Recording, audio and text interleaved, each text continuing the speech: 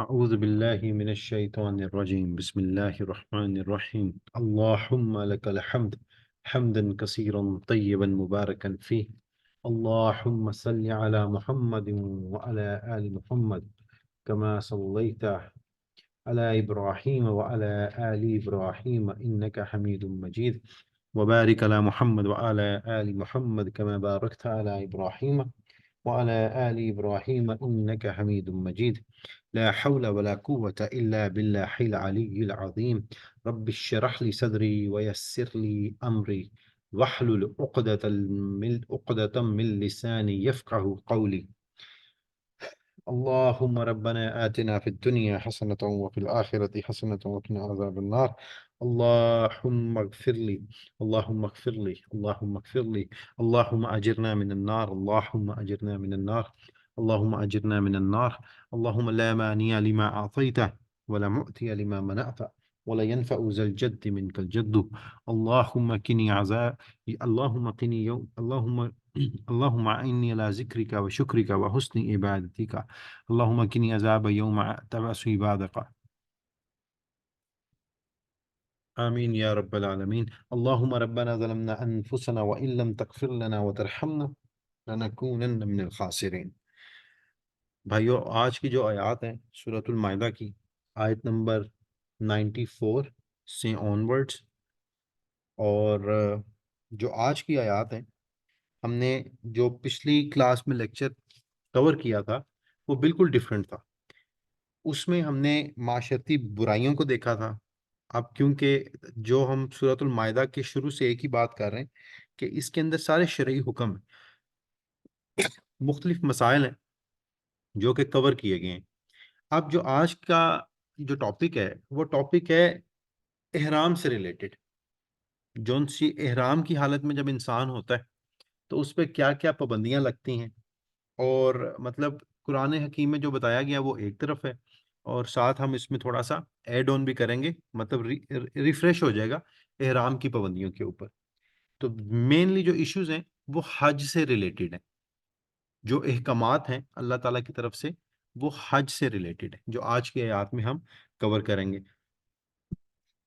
اب پہلے ہم اس کی جس طرح ہم عام طور پر پہلے اس کی تلاوت کر لیتے ہیں، پھر اس سے اس کا ترجمہ دیکھ لیں گے، اور پھر اس سے جو ہمیں سبق مقصود ہے وہ ہم اس کو فائنلائز کر لیں گے. اعوذ باللہ من الشیطان الرجیم بسم اللہ الرحمن الرحیم یا ایہا الذین آمنوا لیبلونکم اللہ بشیء من الصید تنالح ایدیکم ورماحکم لیعلم اللہ من یخافہ بالغیب فمن اعتدى بعد ذلك فله عذاب علیم. اے ایمان والو، اللہ تعالیٰ، یہ لکھا ہوا، قدر شکار سے تمہارا امتحان کرے گا جن تک تمہارے ہاتھ اور تمہارے نیزے پہنچ سکیں گے، تاکہ اللہ تعالیٰ معلوم کر لے کہ کون شخص اس سے بن دیکھے ڈرتا ہے، اور جو شخص اس کے بعد اس حد سے نکل گیا تو اس کے لیے پھر دردناک عذاب ہے. اچھا، آپ یہ دیکھیں کہ اب یہ ذکر ہو رہا ہے احرام کی حالت میں. اللہ سبحانہ و تعالیٰ کہہ رہے ہیں مسلمانوں کو کہ جب تم احرام کی حالت میں ہوگے نا تو تم پر ایک آزمائش آئے گی. وہ آزمائش کیا ہوگی کہ تمہارے سامنے شکار آئے گا. کون سا شکار؟ جو کہ نہ ڈر ہوگا. اللہ تعالیٰ شکاروں کے ذہن میں یہ ڈال دے گا، مثال کے طور پر گائے ہے، ہرن ہے، ٹھیک ہے، جنگلی گدھا ہے، اور جو بھی کھانے کی چیز ہے، وہ ان کے ذہن میں اللہ تعالیٰ کو بکرا ہے، ٹھیک ہے، وہ ڈال دے گا کہ یہ لوگ احرام کی حالت میں ہیں تو ان کے سامنے تم بے شک آؤ، اور یہ تمہارا شکار نہیں کریں گے، کیونکہ اللہ نے اس کی ممانعت کر دی جب آپ حالت احرام کے اندر ہوں گے. اب آج کل تو یہ چیز اپلیکیبل نہیں ہے. مثال کے طور پر میں اور آپ آج حج اور عمرے کے لیے جاتے ہیں تو ہمارے پاس ہمارا جو سفر ہوتا ہے وہ اتنا لمبا نہیں ہوتا، اتنا طویل نہیں ہوتا، وہ گھنٹوں کا سفر ہوتا ہے. وہ منتھ کا سفر نہیں ہوتا ہے جس میں آپ کو مہینے اور سالوں لگ جائیں کہ آپ پہلے سمندر کے بحری جہاز پہ بیٹھیں، پھر وہاں سے آپ کہیں اتریں، پھر وہاں سے آپ پیدل چلیں یا کسی سواری پہ چلیں. تو یہ سفر آج نہیں ہے. تو آج کے کیس میں تو یہ چیز آبسولیٹ ہوگی کرنٹ دور حاضر میں. لیکن یہ اگر آپ 100 سال پہلے چلے جائیں تو یہ چیز جو ان سی اپلیکیبل تھی جب لوگ بحری سفر کرتے تھے اور پھر خشکی کا سفر کرتے تھے، کیونکہ مکہ اور مدینہ کو ڈائریکٹ پورٹ تو کوئی بھی نہیں لگتی۔ تو اب آپ دیکھیں کہ یہ اسی طرح کی آزمائش ہے جو کہ اللہ سبحانہ و تعالیٰ نے یہودیوں کے لیے بھی رکھی تھی، اہل سبت والے۔ ان کو کیا کہا گیا تھا کہ ہفتے کے دن تم نے مچھلی نہیں پکڑنی۔ اللہ کا جو سا ہے، اللہ کی سنت کیا ہے کہ وہ انسان کو آزماتا ہے، اور یہاں اللہ نے مومنین کو آزمایا کہ جب تم حالت احرام میں ہو تو ایسے جانور جو تمہارے ہاتھوں کے نیچے آ جائیں یا تمہارے نیزوں کے نیچے آ جائیں، تم نے ان کو نہیں مارنا، ٹھیک ہے؟ یہ صرف اس لیے ہے کہ اللہ پہچان لے کہ کون ایمان والا ہے، اور جو یہ نہیں کرے گا تو اس کے لیے عذاب علیم ہے۔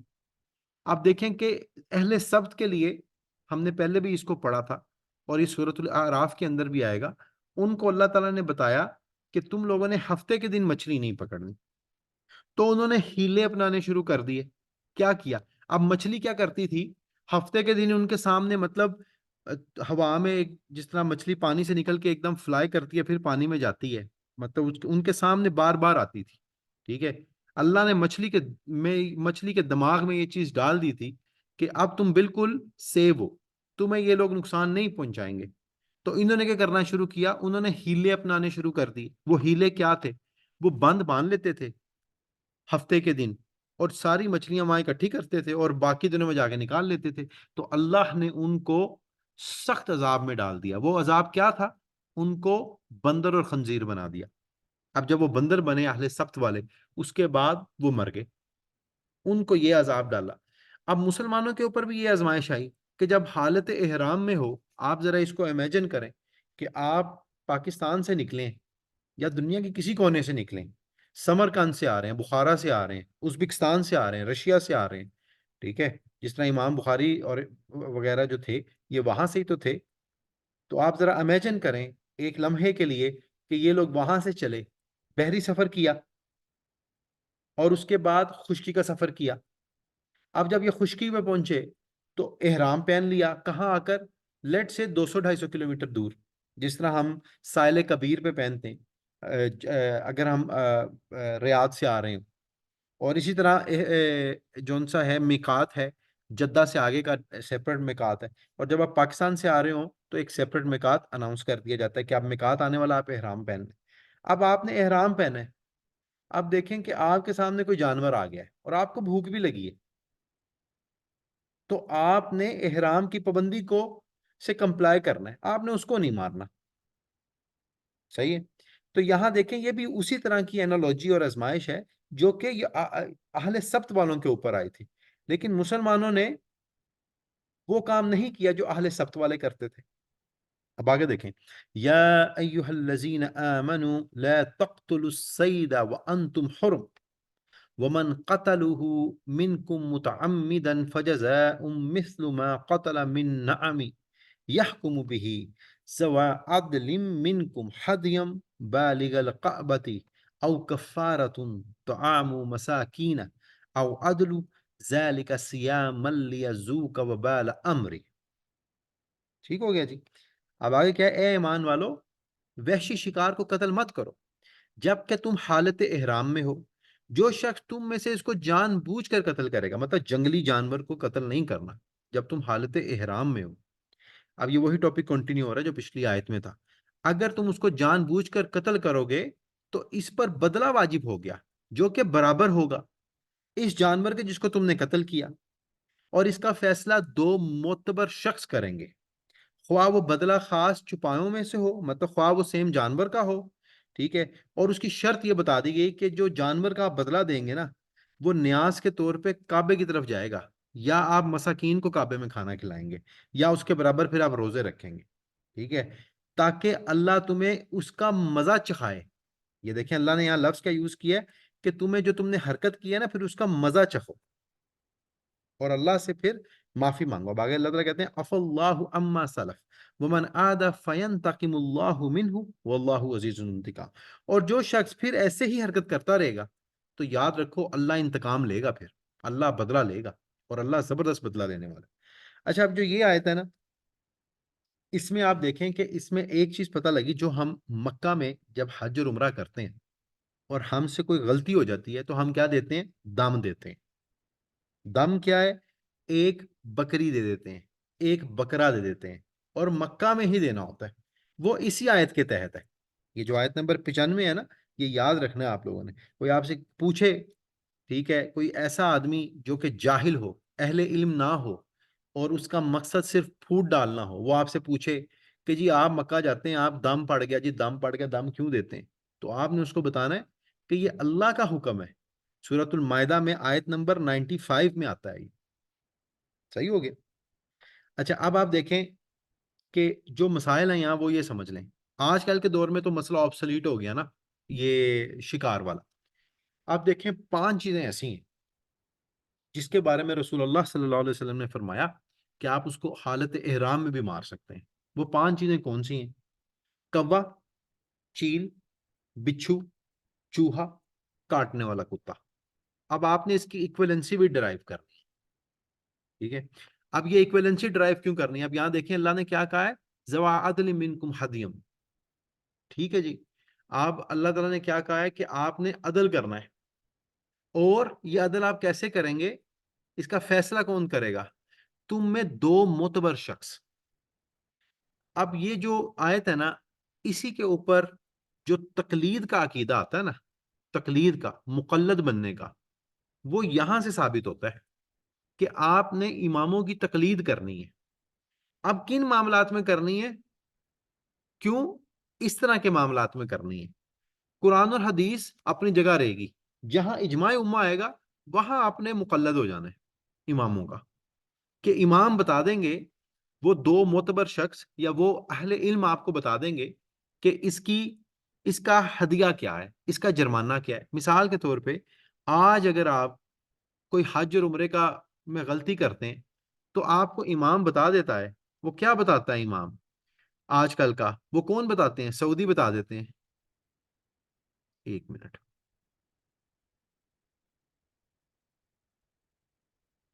سعودی بتا دیتے ہیں کہ جناب آپ ہمارے فنڈ کے اندر 450 درہم جمع کرا دیں تو آپ کا دم ہو جائے گا۔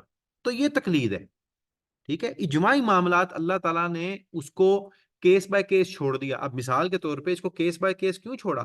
کیونکہ آج یہ والا کیس آبسلیٹ ہو چکا ہوا ہے کہ آپ جناب رستے میں آ رہے ہیں کو 15 دن کی مسافت کر کے، مدینے سے مکہ آ رہے ہیں آپ عمرہ یا حج کرنے، لیٹس ایزیوم، اور آپ نے جانور قتل کرنا ہے، تو اب یہ تو آبسلیٹ ہو گیا، لیکن پھر بھی دم والا معاملہ تو رہا نا۔ تو ان معاملات میں تقلید کرنی ہے۔ آپ کو یہ جو بتا دیں گے آپ کے ائمہ اکرام، اب اس میں یہ نہیں ہے کہ آپ نے اگر حنفی ہیں تو حنفی ہی کی تقلید کرنی، ٹھیک ہے؟ اب آپ کو اگر سعودیہ میں بتا دیا گیا، یہ امام احمد بن حنبل رحمت اللہ علیہ کو فالو کرتے ہیں، انہوں نے بتا دیا کہ یہاں دم کی قیمت اتنی ہے، اب آپ کو کہیں سے اور چیز پتہ لگ جائے، آپ کے نہیں یار میں ہوں انی ہی دینی، ایسا نہیں ہے، ٹھیک ہے؟ یہاں یہ نہیں کہا اللہ نے کہ فلاں فلاں امام کی تقلید کرنی، اہل علم کی تقلید کرنی ہے۔ اور کن معاملات میں؟ جہاں چیز قرآن اور سنت میں افرمیٹو نہیں ہے۔ اس لیے میں نے کہا ایکویلنسی ڈیٹرمائن کریں گے کیسے؟ مثال کے طور پہ میں نے کہا کوا، چیل، بچھو آپ نے مارنا ہے۔ آپ دیکھیں آپ مکہ جا رہے ہیں، آپ کو کوا کہیں بیٹھا نظر آیا، وہ کوا آپ کو کچھ بھی نہیں کہہ رہا، ایسا تو نہیں ہے نا کہ آپ نے اٹھ کے اس کو مار دینا، نہیں، ٹھیک ہے؟ اب کوے نے آپ پہ اٹیک ہی نہیں کیا تو بھائی آپ اسے کیوں ماریں گے؟ وہ آپ کو نقصان ہی نہیں دے رہا، آپ اسے کیوں ماریں گے؟ آپ اس کو، اگر وہ آپ کو بار بار تنگ کر رہا ہے آ کے، تو آپ اس کو اڑا دیں، اس کو ماریں مت، صحیح؟ اب یہ چیز تقلید سے پتہ لگتی۔ سیم کیس ہے چیل کا۔ اب لیٹ سے گدھ ہے، اب گدھ کا تو ذکر نہیں ہے تو یہ تقلید سے پتہ لگے گی، سیم کیس ہو جائے گا گدھ کا۔ بچھو اور چوہا، اب بچھو اور چوہا، بچھو اب ایک ایسی چیز ہے جو کہ آپ کو کاٹ سکتی ہے اور آپ کو پتہ بھی نہیں لگ سکتا، تو بچھو آپ دیکھیں آپ مار دیں۔ سانپ اب یہاں نہیں ہے لیکن سانپ آپ کو نظر آئے تو آپ اس کو مار دیں، اگر وہ آپ کو مارنے آ رہا ہے، ٹھیک ہے؟ یا آپ کو کاٹنے آ رہا ہے، آپ کی طرف آ رہا ہے، ظاہری بات ہے آپ اس کو ماریں گے، یہ ایک ہیومن مطلب ریئیکشن ہوگا اس کا۔ اب کتا ہے، اب ایک کتا جا رہا ہے، آپ اس کو دیکھ کے بھی نہ مار دیں، اگر وہ آپ پہ اٹیک کر رہا ہے، آپ کو کاٹنے لگا ہے، آپ کے اوپر ہے، تو آپ اس کو پھر مطلب اس سے ریٹیلیٹ کریں گے۔ سیم گوز فور جو وحشی جانور ہیں، چیتا ہو گیا، شیر ہو گیا، لیکن بھیڑیا ہو گیا، یہ چیزیں لیکن آج کل obsolete ہے، آپ کو یہ نہیں ملیں گی، ٹھیک ہو گیا؟ لیکن ان کے لیے اللہ کے نبی نے کیا رکھی ہے؟ ایک مخصوص چیز رکھی ہے، یہ لازمی نہیں ہے کہ یہ آپ نے مارنے ہی مارنے، لیکن ان کو آپ حالت احرام میں مار سکتے ہیں۔ اب آپ لیٹ سے بیٹھے ہیں، آپ کی بازو پہ کوئی شہد والی مکھی بیٹھتی ہے، کوئی مچھر بیٹھتا ہے، کوئی اور چیز بیٹھتی ہے، اور آپ مطلب فوری طور پہ اس کو مارتے ہیں، وہ مر گئی، تو آپ پہ دم نہیں واجب ہوگا، ٹھیک ہے؟ آپ اس کو مار سکتے ہیں۔ اس کے اوپر ایک بخاری کی حدیث ہے کہ ابن عمر کے پاس اہل عراق میں سے ایک شخص آیا اور اس نے کہا کہ ہم حالت احرام میں کیا ہم مچھر مار سکتے ہیں اگر ہم پہ آ کے بیٹھتے ہیں؟ تو ابن عمر نے آگے سے اس کو مطلب طنزیہ انداز میں کہا کہ تم کہاں سے ہو، مطلب کہاں سے آئے؟ انہوں نے کہا اہل عراق سے۔ کہتے ہیں یار تم شریعت اتنی نافذ کر رہے ہو، وہاں تم نے آل رسول پوری مار دی، اس پہ تمہیں کوئی فرق نہیں پڑا، لیکن مچھر مارنے کی تمہیں بہت ٹینشن ہے کہ کہیں میں نے مچھر مار دیا تو مجھ پہ دم نہ پڑ جائے۔ وہاں تم ناؤز باللہ پوری آل رسول ختم کر بیٹھے ہو کوفے میں، عراق میں، وہاں تمہیں کوئی فرق نہیں پڑا، لیکن یہاں تم مچھر مارنے کا بھی مسئلہ ہم سے پوچھ رہے ہو کہ مار سکتے ہو کہ نہیں، دم تو نہیں پڑے گا؟ تو غرض کہنے کا یہ ہے کہ اس طرح کی چیزوں سے دم نہیں پڑتا۔ اچھا آپ دیکھیں کچھ ٹیکنیکل مسائل اس میں یہ ہیں کہ لیٹس ایزیوم اگر ایک شخص ہے احرام کی حالت میں جا رہا ہے اور اس کے ساتھ ایک دوسرا شخص ہے جو کہ حالت احرام میں نہیں، اگر وہ ہرن کو دیکھ کے مار دیتا ہے اور لا کر گوشت کھلا دیتا ہے احرام والے کو، تو یہ جائز نہیں ہے، ٹھیک ہے؟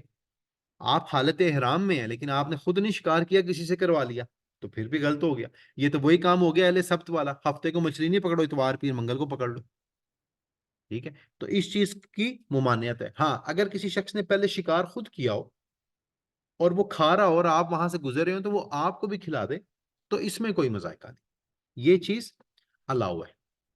صحیح ہو گیا جی؟ اب آپ دیکھیں کہ یہ جو اللہ تعالیٰ نے اینڈ پہ کہا ہے کہ ومن عاد فینتقم اللہ من، کہ اگر کوئی شخص اس کو عادت ہی بنا لے گا تو پھر اللہ انتقام لے گا۔ اب یہ عادت بنانے سے کیا مراد ہے؟ اب مثال کے طور پہ ایک شخص ہے، اس کے پاس پیسے ہیں، اس کو دم کا مسئلہ نہیں ہے، وہ کہے گا یار خیر ہے، دم ہی دینا ہے نا، اگر یہ غلطی ہو جاتی ہے، میں اگر ایک ہرن مارتا ہوں تو کوئی بات نہیں، بکرا ہی دینا ہے نا، ہرن ہی دینی ہے نا، یا اس کے ایکویلنٹ پیسے ہی دینے ہیں نا، تو کوئی بات نہیں، میرے پاس اتنے پیسے ہیں پر میں نے شکار تو شوکیا کر لیا نا۔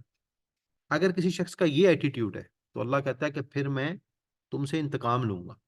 یہ آپ اسی کی اپنا ایکسٹینشن کریں، آپ جاتے ہیں حرم عمرہ کرنے، آپ حج کرنے جاتے ہیں، آپ مناسک حج ادا کرتے ہیں، لیکن آپ کہتے ہیں یار کوئی گال نہیں، ہم کیا کریں گے، دم دے دیں گے۔ لیٹ سے آپ نے بال باندھے ہیں، اب احرام کی حالت میں یہ کہ آپ نے بیوی سے مطلب ازدواجی تعلق نہیں قائم کرنا، ناخن نہیں کاٹنے، بال نہیں کاٹنے، پرفیوم نہیں لگانی، آپ کہتے ہیں یار خیر ہے لا لیں گے، بات چونکہ دم ہی دینا نا، 400 درم ہی ہے نا، دے دیں گے۔ تو جو ایسا رویہ اپنائے گا تو اللہ کیا کہتا ہے، ومن عادا، جس نے یہ عادت بنا لی، فینتقم اللہ، اور پھر اللہ اس سے بدلہ لے گا، اللہ اس کو چھوڑے گا نہیں، واللہ عزیز ذو انتقام، اور اللہ قدرت بھی رکھتا ہے اور بدلہ بھی لیتا ہے، ٹھیک ہے؟ تو یہ چیز بڑی کریٹیکل ہے۔ دم کو بائی ڈیفالٹ سمجھ لینا کہ یار کوئی بات نہیں، دم ہی ہے نا، دے دیں گے، یہ چیز بری ہے، یہ چیز ہرگز ٹھیک نہیں ہے، اس سے بچنا چاہیے۔ ہاں اگر کوئی غلطی سرزد آ جائے، کوئی مجبوری آ جائے، جس طرح ایک صحابی آپ صلی اللہ علیہ وسلم کے ساتھ حج پہ گئے اور ان کے بالوں میں اتنی جمیں پڑ گئی، اتنی جمیں پڑ گئی کہ وہ ان کے بالوں سے ٹپکتی تھیں، وہ رسول اللہ صلی اللہ علیہ وسلم کے پاس گئے، انہوں نے کہا یا رسول اللہ میرا بہت برا حال ہے، اور ابھی وہ احرام کی حالت میں تھے، تو آپ نے کہا تم اپنی ٹنڈ کر لو۔ اب دیکھیں بال کاٹنا تو منع ہے، لیکن اب مجبوری ایسی آئی، پھر انہوں نے بال کاٹے، ٹنڈ کی، اور پھر اس کا دم دیا، ٹھیک ہے؟ اب دور حاضر میں دم کیا ہے؟ دور حاضر میں دم یہ ہے جو سعودی حکومت نے قائم کر دی، اگر آپ سے کوئی غلطی ہوگی ایسی جس سے آپ کے عمرے یا احرام کے جو پروٹوکولز ہیں وہ فل نہیں ہوتے، تو آپ کو دم پڑے گا، ٹھیک ہے؟ اب آپ کو اگر دم پڑ گیا تو پھر دم کا طریقہ کیا ہے کہ آپ وہ پیسے یہاں جمع کرائیں گے، کیونکہ اللہ تعالیٰ نے کہا ہے کہ جو آپ نے اس کا مساوی چیز دینی ہے نا، وہ کہاں دینی ہے؟ حرم کے اندر ہی دینی ہے، باہر نہیں دینی، یہ نہیں میں پاکستان میں دم دے دوں گا، نہیں، مکہ میں ہی دینی ہے۔ کیا لکھا ہوا ہے یہاں کہ جو شخص جان بوجھ کر یہ کرے تو اس پر بدلہ واجب ہو گیا، کہ وہ مساوی کہاں دے گا؟ نیاز بشرط یہ کہ کعبے کی طرف پہنچائی جائے، مطلب اللہ کے گھر میں ہی یہ دینا ہے دم۔ ایک شخص کہتا ہے یار مجھ سے، میں نے عمرہ کر لیا لیکن میں نے بال نہیں کٹوائے، احرام کھول دیا، یار ٹھیک ہے۔ ایک کہتا ہے میں نے پرفیوم لگا لی، ٹھیک ہے۔ ایک کہتا ہے میں نے ازدواجی تعلق قائم کر لیا، اور وہ کہتا ہے او ہو تو میں واپس پاکستان چلا گیا۔ تو جناب آپ نے دم سعودیہ میں ہی دینا ہے، اللہ کے گھر کی طرف ہی دینا ہے، ٹھیک ہے؟ یہ مینڈیٹری ہے۔ یہ چیز مطلب جون سا ہے مسئلہ ایگریڈ اپون، ٹھیک ہو گیا جی؟ تو یہ یہاں اس چیز کا مسئلہ ہے کہ آپ نے شکار نہیں کرنا، اور ہمارے کیس میں شکار تو نہیں ہے لیکن احرام کی باقی پابندیوں کا خیال رکھنا ہے، اور پابندیوں کا خیال رکھتے ہوئے اگر دم پڑ جائے تو دم آپ نے مکہ میں ہی دینا ہے۔ اچھا جی، آگے دیکھیں۔ اور عادت نہیں بنانی کہ کوئی بات نہیں یار دم ہی پڑا نا، جس طرح کہا جاتا ہے کہ اگر آپ نے سفر کرنا ہے مکہ کی طرف تو آپ کا پہلا چیز عمرہ کرنا ہے، آپ نے بغیر عمرے کے ارادے سے مکہ میں انٹر نہیں ہونا، ٹھیک ہے؟ یہ اس گھر کا پروٹوکول ہے، اگر آپ کریں گے تو آپ کو دم پڑ جائے گا۔ اب آپ کہیں یار کوئی گل نہیں، خیر ہے میں جائی جاواں کوئی گل نہیں، ایسے نہیں کرنا، ٹھیک ہے؟ جس چیز سے منع کیا جائے اس سے سمجھ لینا ہے اور اس سے منع ہو جانا ہے۔ اب آگے دیکھیں جی، اہل لکم سید البحر وطعامہ متاعا لکم وللسیارۃ وحرم علیکم سید البر ما دمتم حرما، تمہارے لیے دریا مطلب باہر پانی کا شکار پکڑنا اور اس کا کھانا حلال کر دیا گیا، تمہارے انتفاع کے واسطے اور مسافروں کے واسطے اور خوشی کا شکار پکڑنا حرام کر دیا گیا۔ واتقوا اللہ الذی الیہ تحشرون، جب تک تم حالت احرام میں رہو گے تب تک حرام ہے، ٹھیک ہے جی؟ اور اللہ سے ڈرتے رہو جس کے پاس تم جمع کیے جاؤ گے۔ اب آپ دیکھیں کہ اللہ تعالیٰ یہاں کیا بتا رہے ہیں کہ اگر تم بحری سفر کر رہے ہو نا تو پھر آپ کے پاس آپشن کوئی نہیں ہے، تو اللہ نے کہا کہ سمندری جانور حلال ہے، تم اس کا شکار بھی کر سکتے ہو، اس کو کھا بھی سکتے ہو، ٹھیک ہے؟ اب سمندری جانور کی کنڈیشن کیا ہے؟ ہم نے شروع میں سورۃ المائدہ میں پڑھا تھا کہ ایسا جانور جس کی آکسیجن واٹر ڈیپینڈنٹ ہو، پانی کے اندر جتنا جانور ہے جو باہر آ کر زندہ نہیں رہتے وہ سمندری جانور ہے، اور آپ ان کا شکار کر سکتے ہیں، آپ ان کو پکڑ سکتے ہیں، ٹھیک ہے؟ کیونکہ وہ پانی کے نیچے ہے، اس کو کنڈی ڈال کے آپ کو پکڑنا ہی پڑے گا، ٹھیک ہے؟ اس کی اجازت دے دی گئی لیکن خشکی کا شکار منع کر دیا گیا۔ اللہ نے کہا یہ میری حدیں ہیں اور اس کے اوپر تم نے مطلب انہیں کراس نہیں کرنا، اللہ سے ڈرتے رہنا ہے۔ اب آگے دیکھیں جی، جعل اللہ الکعبۃ البیت الحرام قیاما للناس والشہر الحرام والحدی والقلائد ذلك لتعلموا ان اللہ يعلم ما في السماوات وما في الارض وان اللہ بكل شيء علیم۔ اللہ تعالیٰ نے کعبے کے جو ادب کا مقام ہے لوگوں کے قائم کرنے کا سبب کر دیا۔ اب آپ دیکھیں اللہ تعالیٰ یہاں کیا فرما رہے ہیں، کعبہ کیا ہے؟ قائم کرنے کی جگہ، ٹھیک ہے؟ یہ ایک بہت ہی معتبر جگہ ہے، اللہ کا گھر، یہ اس کا پروٹوکول ہے۔ قرآن حکیم میں سورۃ آل عمران میں ہم نے پڑھا تھا، اللہ تعالیٰ فرماتے ہیں ان اول بیت وُدِّیَ للناس للذی ببکۃ مبارکا وہدی للعالمین، کہ ہم نے لوگوں پر واضح کر دیا کہ اللہ کا گھر کیا ہے دنیا میں، بھی بکہ مطلب مکہ ہے، یہ مبارک جگہ ہے اور پورے عالم کے لیے ہدایت ہے، جتنا عالم ہے جتنا جہان ہے سب کے لیے ہدایت ہے یہ، ٹھیک ہے؟ اور پھر یہ کیا ہے کہ یہاں جو آئے وہ پھر اس کا حج کرے، جس کے پاس استطاعت ہو وہ انتظار نہ کرے یار حلے میں ایسا لے گڈی لینا کار لینا اے لینا، صاحب استطاعت ہے تو اس کا حج کرے، انتظار نہ کرے، فوراً حج کرے۔ اب آپ دیکھیں، اور یہاں اللہ تعالیٰ نے کیا فرما دیا، بیت الحرام قیاما للناس، جیسے آپ نماز قائم کرتے ہیں لوگوں کے قائم کرنے کی جگہ ہے۔ آپ میں سے متعدد لوگ مکہ جاتے ہیں، مدینہ جاتے ہیں، آپ غور کریں، آپ جب مدینہ میں سوتے ہیں نا مسجد میں، وہ آپ کو آگے گا اٹھ باہر چل، نہیں سونا، مسجد ہے، ٹھیک ہے؟ رات کو بند کر دیں گے۔ مکہ واحد جگہ ہے جہاں آپ آ کر سوئیں، جاگیں، لیٹیں، ہوٹل نہ بھی لیں، حرم کے اندر رہیں، آپ کو کوئی نہیں اٹھائے، کیوں؟ کیونکہ یہ لوگوں کے لیے برابر کر دیا گیا، ٹھیک ہے؟ یہ ہر ایک کے لیے برابر ہے، یہ مکہ کے مقیموں کے لیے بھی اتنا ہی حق ہے اس کا جتنا یہ غیر مکہ کے مقیموں کے لیے، سعودی مقیموں کے لیے بھی اس کا اتنا ہی حق ہے جتنا کہ غیر سعودیوں کے لیے حق ہے۔ یہ اللہ کا گھر ہے 24/7، اس لیے یہ 24/7 جاگتا ہے، اس کے دروازے بند نہیں وہ کر سکتے۔ یہاں اگر کوئی سو رہا ہے صحن میں اندر کہیں بھی، وہ اس کو ہٹا نہیں سکتے، ٹھیک ہے؟ اللہ کا حکم یہ نہیں ہے، اللہ نے کہا ہے کہ یہ میرا گھر ہے، ٹھیک ہے؟ اور یہ لوگوں کے قائم کرنے کی جگہ ہے۔ جو آج کل کچھ ایڈمنسٹریٹو پروٹوکولز سعودی حکومت نے امپلیمنٹ کیے ہیں وہ بھی ٹھیک نہیں ہے۔ مثال کے طور پہ پابندی لگا دینا کہ جی آپ ایک دفعہ حج کریں، بھائی کیوں جی؟ جب اللہ نے پابندی نہیں لگائی تو آپ یہ والی پابندی کیوں لگاتے ہیں؟ فلاں اپلیکیشن دکھا کر اندر جانا، کیوں جی؟ جب اللہ نے پابندی نہیں لگائی تو آپ یہ پابندی کیوں لگاتے ہیں؟ آپ اپنی کیپیسٹی بڑھائیں، آپ اپنی کیپیبلٹی انہینس کریں. یہ گھر آپ کا نہیں ہے، یہ گھر اللہ کا گھر ہے. کوئی شخص وہاں نماز پڑھا اس کو روک کے اس کا اقامہ لے کے اسے جرمانہ کر دینا، کیوں جی؟ آپ یہ کام نہیں کر سکتے. یہ اللہ کا گھر ہے، اللہ نے اس کو قائم کرنے کا حکم دے دیا. تو یہ جتنے ایڈمنسٹریٹو چیکس انہوں نے لگائے ہوئے ہیں نا، یہ چیز پراپر نہیں ہے، یہ ٹھیک نہیں ہے. اس کا کوئی مسئلہ نہیں ہے، یہ انتظامی مسائل ہیں، اس میں اپنی کمپیٹنسی کو بہتر کریں. جیسے کہ اب وہ ایکسپینشن کر رہے ہیں اور اس سال ماشاءاللہ 3 ملین لوگ یہاں آئے، انہوں نے آنے دیا، ویزے اوپن کر دیے، ایزی کر دیا، یہ ٹھیک ہے. آپ یہاں لوگوں کو نہیں روک سکتے کیونکہ اس میں آپ کا کوئی حق نہیں ہے، یہ اللہ کا گھر اور یہ اللہ کا ہی گھر رہے گا. اب آگے اللہ تعالیٰ کہتے ہیں وہ شہر الحرام والحدی والقلائد، اور آگے کیا ہے؟